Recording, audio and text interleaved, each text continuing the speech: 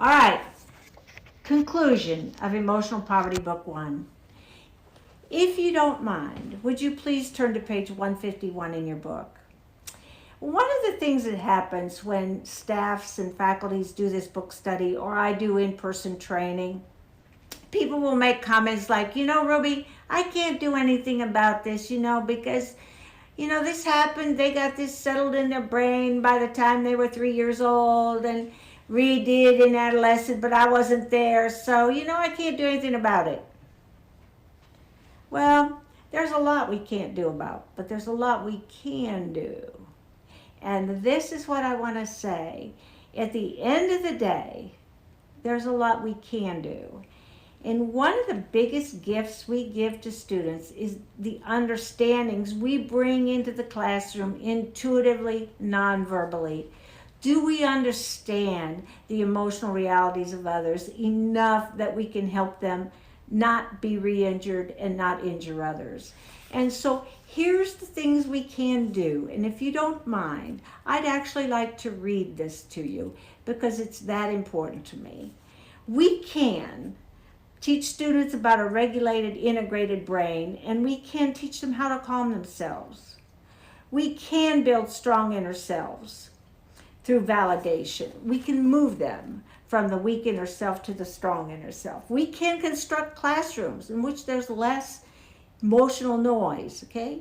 And we can create safer buildings and campuses and classrooms if we just have fewer less than and separate experiences. We can emotionally triage our population to begin to protect us and keep us all safer. We can do that. And we can be aware of our own emotional realities. Where are we in our own emotional realities? And we can keep consequences in place.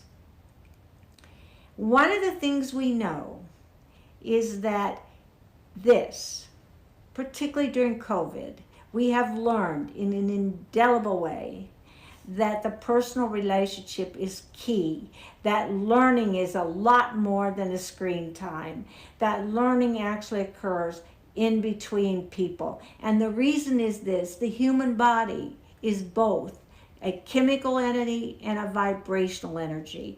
We are both electrical and chemical. The heart waves from the heart go 3 feet out from the body.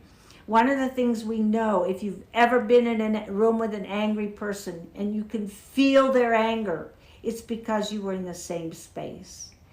And so what we know is that a lot of communication occurs non-verbally, vibrationally, between people. And as we calm ourselves down, we calm other people down, because emotion is contagious.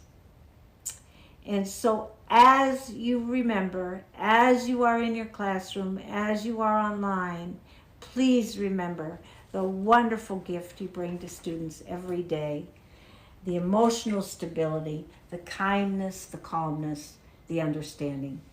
It is invaluable. Thank you so much for going with me on this journey, and thank you for all you do for kids.